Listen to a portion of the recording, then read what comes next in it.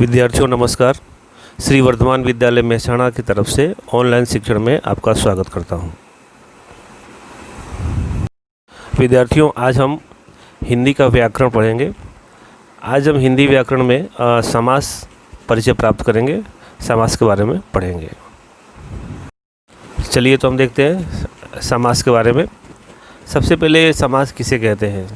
तो समास की जो सामान्य परिभाषा है, तो दो पदों के बीच में जब आपस में दोनों पद आपस में जुड़ते हैं तो एक नया शब्द बनता है जिसे हम समासिक शब्द कहते हैं। तो चलिए हम जो है समास की परिभाषा को परिभाषित करते हुए कुछ परिभाषा देखते हैं। सबसे पहले, परस्पर संबंध रखने वाले दो या दो से अधिक शब्दों के मिलने की प्रक्रिया को समास कहते हैं। ये हो गया एक। दूसरी बात कि समास में जिन पदों का मेल होता है उन्हें पूर्व पद या उत्तर पद कहते हैं। या यूँ कहिए कि समास में दो पद होते हैं, प्रथम पद को पूर्व पद और द्वितीय पद को उत्तर पद कहते हैं। समास में जब दो शब्दों या पदों का मेल होता है तो उनके बीच कारक चिन्ह लुप्त हो जाते हैं। अर्थात जब उसमें दो शब्दों के बीच में मेल होता है तो जो कारक चिन्ह होते हैं का, के लिए, उन सब का क्या होता है? लुप्त हो जाता है। और जब समास विग्रह करते हैं, समास दो शब्दों को अलग करते हैं, तो यह कारक चिन्ह जो है उसमें लग जाते हैं। दो या दो से अधिक शब्दों के योग से जो शब्द बनता है उसे समासिक पद कहते हैं। इस प्रकार से ये हो गया समास का जो है सामान्य परिचय, सामान्य परिभाषा। अब समास के मुख्य रूप से कुल 6 प्रकार हैं। पहला है अव्ययीभाव समास, दूसरा है द्विगु समास, तीसरा है द्वंद्व समास, चौथा है तत्पुरुष समास, पांचवा है कर्मधारय समास और छठा है बहुब्रीहि समास। ये हो गए समास के भेद या प्रकार, कुल मिलाकर के है 6। चलिए तो हम जो है अब इनका परिचय प्राप्त करते हैं।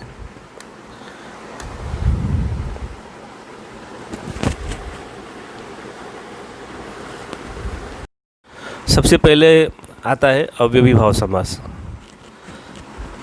अव्ययीभाव समास में पूर्व पद अव्यय होता है और वह मुख्य होता है। अर्थात इस समास में जो पहला शब्द होता है वह मुख्य होता है।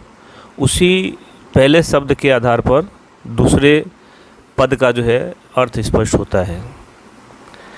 या यूँ कहिए कि समस्त जो पद होता है या समासिक पद होता है वह क्रिया विशेषण होता है।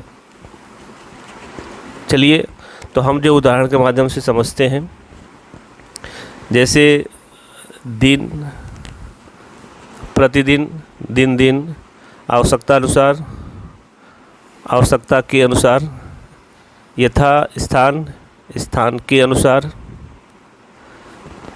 आमरण, मरने तक, यथाक्रम, क्रम के अनुसार, यथाशक्ति, शक्ति के अनुसार, आजन्म, जन्म भर, यथासंभव, संभव हो, जितना संभव हो,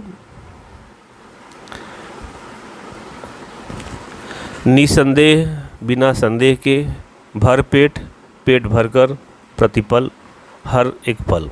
इस प्रकार से इस उदाहरण के माध्यम से हमने देखा कि इस समास में जो पहला पद है उसी पद के आधार पर दूसरे पद का अर्थ स्पष्ट होता है। पहले शब्द का अपना कोई अलग महत्व नहीं होता है, परंतु उसी के आधार पर जो है दूसरे पद का अर्थ स्पष्ट होता है। ये हो गया अपना अव्ययीभाव समास। दूसरा समास है द्विगु समास। सबसे पहले इस समास की जो सबसे बड़ी पहचान है, तो इस समास में जो पहला पद होता है या पहला पूर्व पद होता है वह पद जो है किसी संख्या का बोध कराता है। तो पहचानने के लिए सबसे आसान तरीका यही है कि जो शब्द है या समासिक शब्द है, उस समासिक शब्द को जब विग्रह करते हैं तो उसमें जो पहला पद होता है कोई ना कोई संख्या का बोध कराता है। इस प्रकार से यह समास जो है समझने में काफ़ी आसानी रहती है। तो चलिए उसका परिभाषा देखते हैं।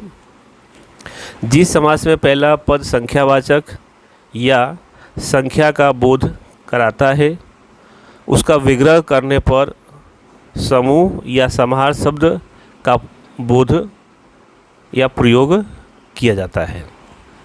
जैसे उदाहरण के तौर पर देखिए, अठन्नी, जो 8 शब्द है वो संख्या का बोध करा रहा है, तो 8 आनों का समूह। त्रिफला, 3 फलों का समूह। चौराहा, 4 राहों का समूह। 9 रस, 9 रसों के 9 प्रकार के रस। चौपाया, 4 पैरों वाला। 9 लखा, 9 लाख वाला। 9 रात्रि, 9 रातों का समूह। दोपहर, 2 पहरों का समूह। 9 रत्न, 9 रत्नों का समूह। पंचामृत, 5 अमृतों का समूह। चौमुखा, 4 मुख वाला। तो जितने भी उदाहरण आपने देखा है, इन सारे उदाहरणों में जो पहला शब्द है वह किसी न किसी संख्या का बोध करा रहा है। तो यह द्विगु समास पहचानने के लिए सबसे आसान तरीका यही है कि हम पहले शब्द को जो है पहचान लें कि यह संख्यावाचक है, तो यह द्विगु समास ही होगा, और इस प्रकार से इसका विग्रह किया जाता है। ये हुआ दूसरा समास जिसका नाम है द्विगु समास। चलिए अब हम जो है समास के तीसरे प्रकार जिसका नाम है द्वंद्व समास। जैसा कि नाम से स्पष्ट होता है कि द्वंद्व का मतलब होता है आपस में टकराव होना या आपस में विद्रोह होना या आपस में समान शक्ति होना। तो ठीक उसी प्रकार से द्वंद्व समास में भी जो है दोनों जो पद होते हैं, दोनों पद जो है बिल्कुल समान होते हैं, दोनों का जो महत्व होता है एक समान होता है। इसीलिए दोनों शब्द जब आपस में मिलते हैं तो दोनों के बीच में एक प्रकार का समझौता होता है और फिर दोनों शब्द का प्रयोग जो है किया जाता है। चलिए तो परिभाषा से इसको जो है अच्छी तरह समझते हैं। सबसे पहले कि द्वंद्व समास में एक नहीं बल्कि दोनों ही पद समान रूप से महत्वपूर्ण होते हैं। ठीक है, यानी दोनों पद क्या होते हैं, दोनों ही महत्वपूर्ण हैं और दोनों जो है समान पद वाले हैं। सामान्यतः द्वंद्व समास में विग्रह करने पर योजक शब्द के रूप में और, अथवा, तथा एवं या जैसे शब्दों का प्रयोग किया जाता है। यानी जब दोनों पद जो है आपस में मिलते हैं तो उसमें से ये योजक जो शब्द है और, अथवा, या, ये शब्द क्या हो जाते हैं, लुप्त हो जाते हैं। परंतु जब समास विग्रह किया जाता है तब ये शब्द जो है आपस में आकर के जुड़ जाते हैं।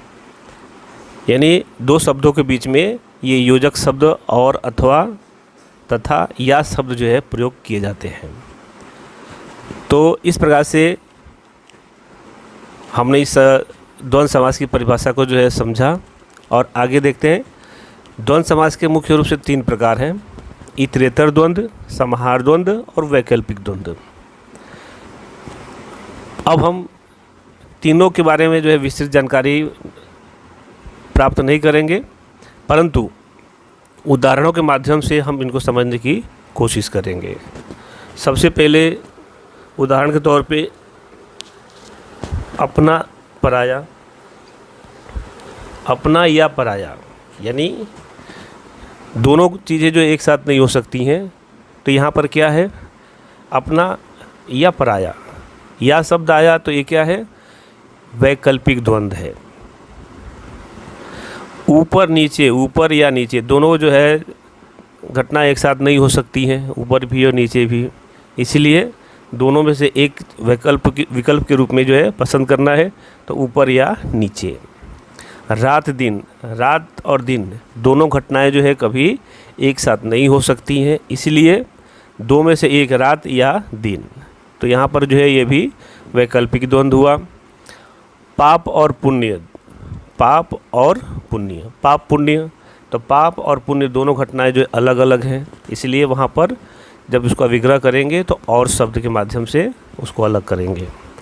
यश अपयश, यश और अपयश, लाभ और हानि, लाभ हानि अर्थात लाभ और हानि, सुख दुख, सुख और दुख, देश विदेश, देश और विदेश, चोर सिपाही, चोर और सिपाही।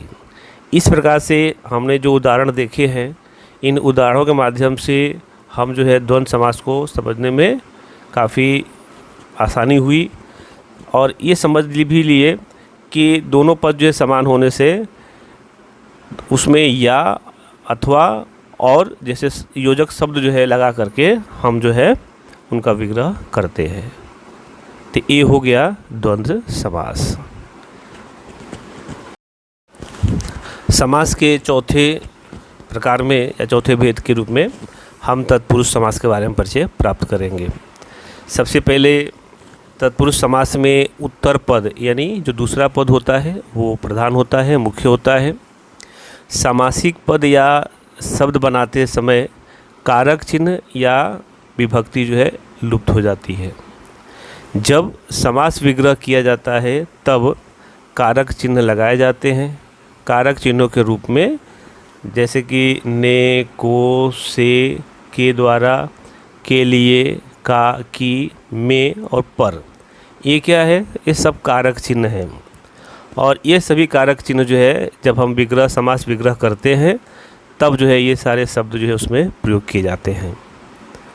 जैसे गगनचुंबी, ये है समासिक शब्द और उसको हम विग्रह करते समय गगन को चूमने वाला, तो को शब्द आया। ये को शब्द क्या है? ये कारक चिन्ह है।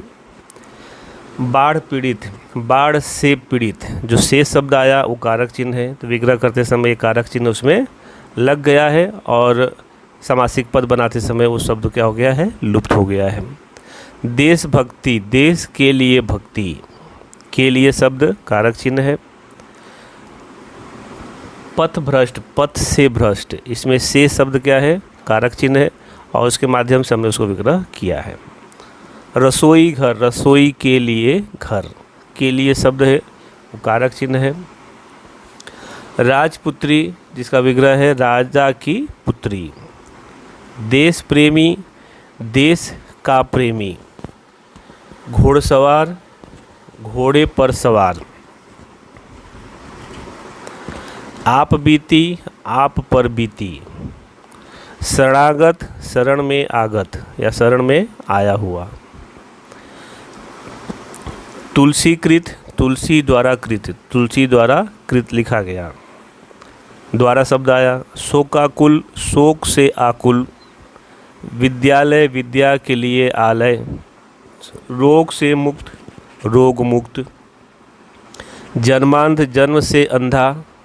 हस्तलिखित, हस्त से लिखित। स्वर्ग प्राप्त, स्वर्ग को प्राप्त।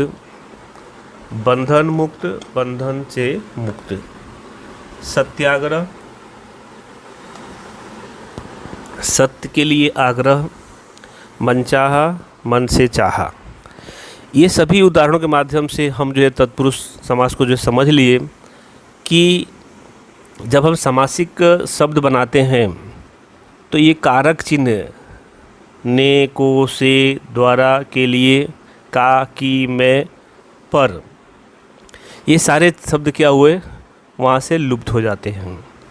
परंतु जब उसका हम समास विग्रह करते हैं तो ये सारे शब्द जो है अपने योग्य स्थान पर दो शब्दों के, दो पदों के बीच में आ जाते हैं। तो इस प्रकार से जो है हमने इस समास के रूप में तत्पुरुष समास का परिचय प्राप्त किया और उसके उदाहरण को भी हमने समझ लिया। तो चलिए अब समास में पांचवें प्रकार के या पांचवें भेद के रूप में कर्मधारय समास का परिचय प्राप्त करते हैं। ये समास जो है थोड़ा समझने में काफ़ी मुश्किल होता है, लेकिन समझने एक बार जो समझ ले तो जो काफ़ी आसान हो जाता है। कर्मधारय समास और बहुब्रीहि समास दोनों में जो है हल्की फुल्की जो है समानता दिखाई देती है। तो थोड़ा सा असमंजस की स्थिति होती है कि ये कर्मधारय समास है या बहुब्रीहि समास है। चलिए, तो हम जो है कर्मधारय समास को जो है समझते हैं। सबसे पहले जिस समास में दोनों पदों का संबंध उपमेय और उपमान का होता है वहाँ पर कर्मधारय समास होता है। सबसे पहले उपमेय किसे कहते हैं? तो उपमेय उसे कहते हैं जिसका वर्णन किया जा रहा हो, जिसके बारे में बताया जा रहा हो।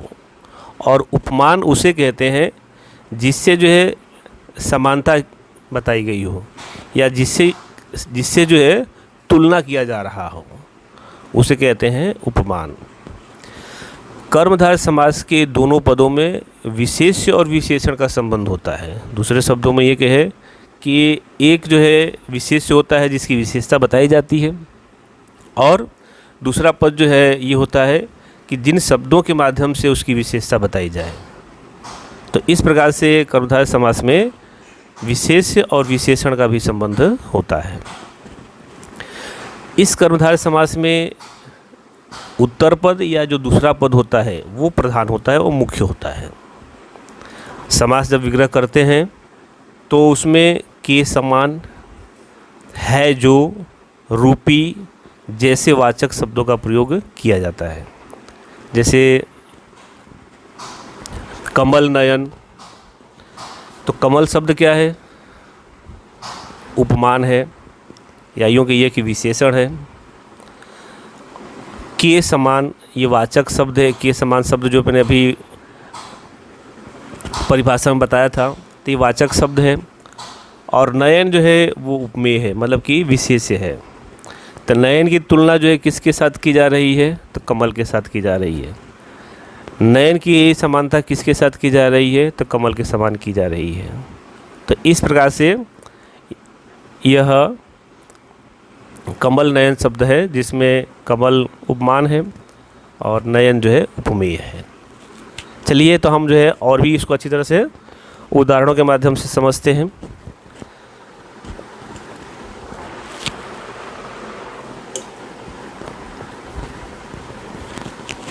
जैसे महादेव, महान है जो देव, यानी समासिक शब्द क्या है?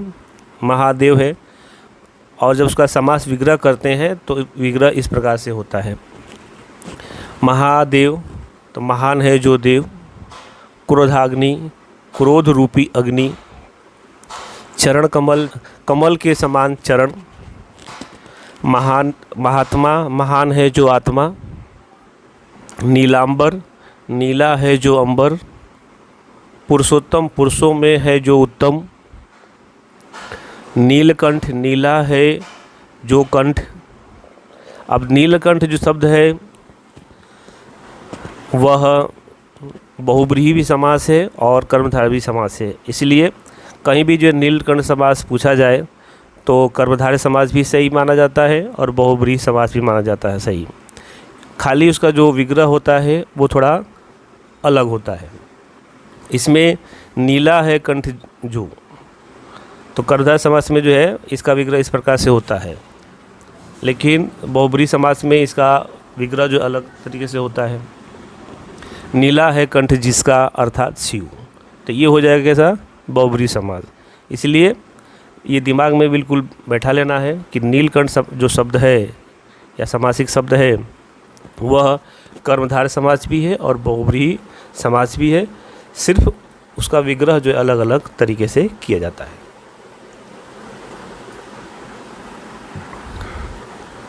नील गगन, नीला है जो गगन। नरसिंह, सिंह के समान नर। चंद्रमुख, चंद्रमा के समान मुख। घनश्याम, घन समान श्याम। विद्याधन, विद्या रूपी धन। कमल नयन, कमल के समान नयन। नरोत्तम, नरों में है जो उत्तम। दुरात्मा, बुरी है जो आत्मा। काली मिर्च, काली है जो मिर्च। महाराजा, महान है जो राजा। तो इस प्रकार से हमने इस कर्मधारय समास को परिभाषा के रूप में भी देखा, परिभाषा से भी समझने की कोशिश किया और उसका जो अलग अलग प्रकार से जो विश्लेषण है वो भी करके देखा और उदाहरण के माध्यम से भी हमने इस कर्मधारय समास को समझने की कोशिश किया। तो मुझे पूरा विश्वास है कि आपको ये समझ में आ गया होगा। चलिए, समास का जो सबसे आखिरी भेद है या आखिरी प्रकार है जिसका नाम है बहुव्रीहि समास, उसके बारे में परिचय प्राप्त करते हैं। सबसे पहले कि बहुव्रीहि समास में कोई भी पद मुख्य नहीं होता है, लेकिन जब उसका विग्रह किया जाता है तो उसका कोई तीसरा ही पद या तीसरा शब्द ही जो है मुख्य हो जाता है।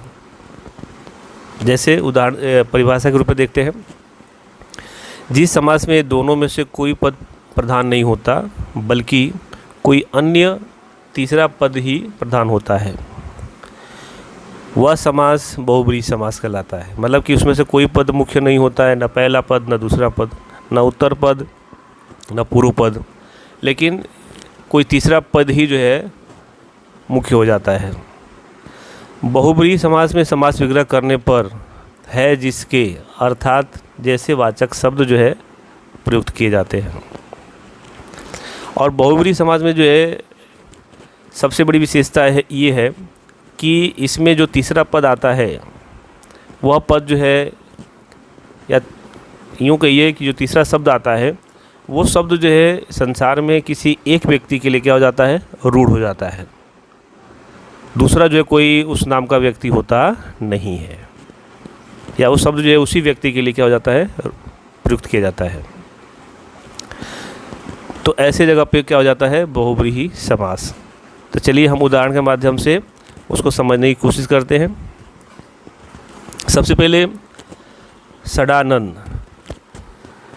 षडानन मतलब कि पहला जो शब्द है जिसका षड का पद होता है कि छः आनन जिसके अर्थात कार्तिकेय, यानी जो इसमें कोई भी जो पहला पद भी नहीं है, सड़ा भी शब्द जो पद है वो भी मुख्य नहीं है, आनंद शब्द भी जो मुख्य नहीं है, लेकिन अर्थात के बाद जो दूसरा तीसरा जो पद आता है वह किसी एक व्यक्ति के लिए आ जाता है, इसलिए तीसरा पद जो होता है वो मुख्य हो जाता है। दूसरा देखते हैं,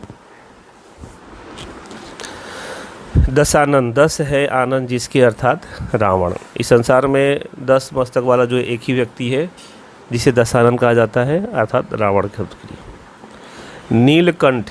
नीला है कंठ जिसका अर्थात शिव।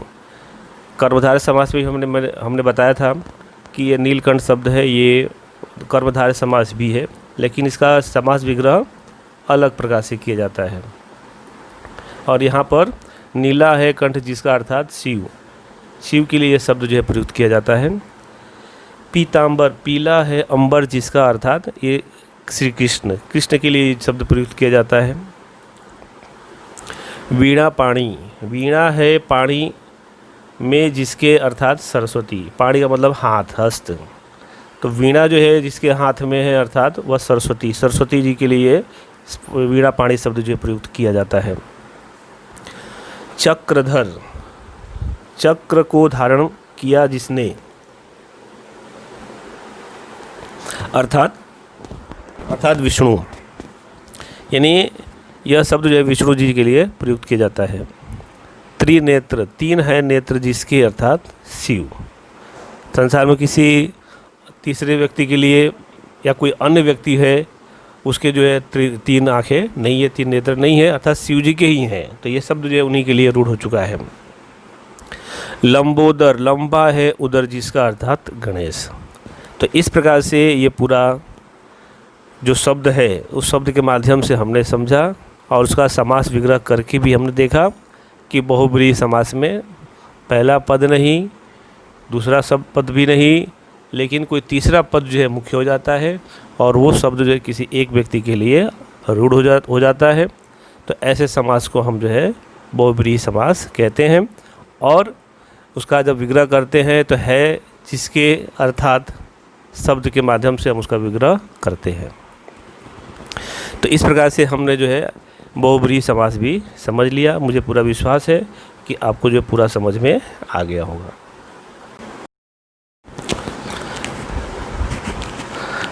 विद्यार्थियों, आज हमने यह समास का परिचय प्राप्त किया और हमें पूरा विश्वास है कि आपको जो यह पूरा समास जो है अच्छी तरह से समझ में आ गया होगा।